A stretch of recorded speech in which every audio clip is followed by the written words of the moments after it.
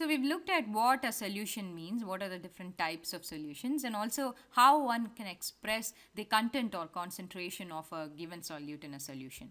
So an important property here to look at is solubility. And solubility of any substance or a solute is basically measured by the maximum amount of that substance that can be dissolved in a certain amount of a solvent.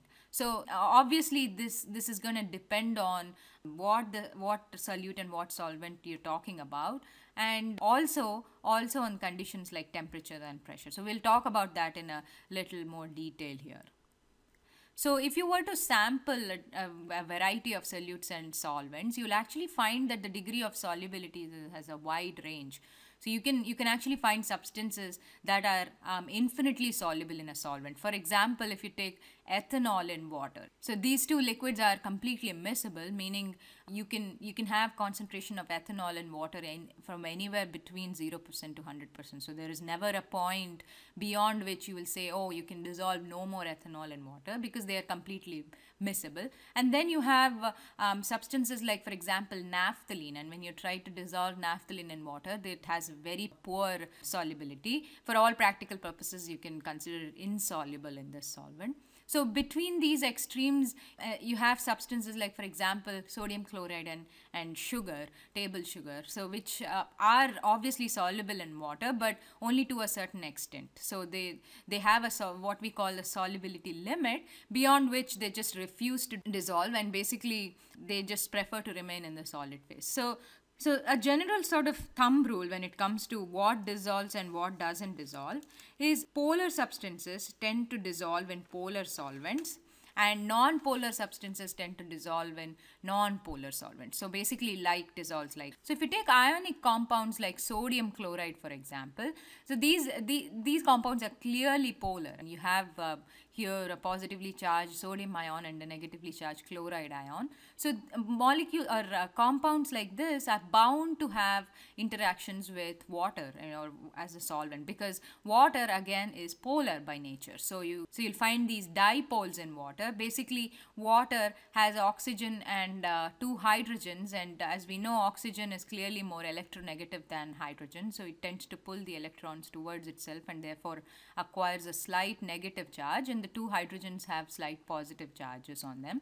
So in fact, the way the water molecules are held together are because of these dipole-dipole interactions. So, and similarly, as the salt dissolves in water, the ions get separated from each other, and they're basically then surrounded by all these water molecules.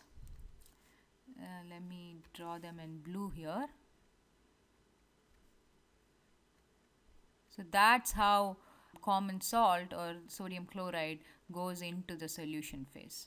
So in this case, you'll have the hydrogens pointing towards the chlorine atom. So you get the idea here.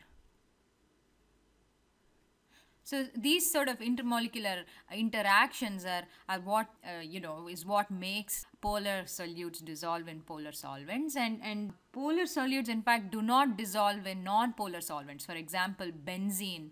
If you take benzene as a non-polar solvent, non-polar. So compounds like naphthalene, for example, which does not dissolve in polar solvents like water, would actually dissolve in benzene, which is non-polar. So like dissolves like. So that is an important point to note. So another sort of important point to keep in mind is you should not confuse solubility with chemical reactions. So this is something that keeps coming up. So sometimes you might actually think that you formed a solution, but that solution is not because the solute is soluble in that solvent, but because of a chemical reaction. So for example, zinc is actually insoluble in HCl. So insoluble.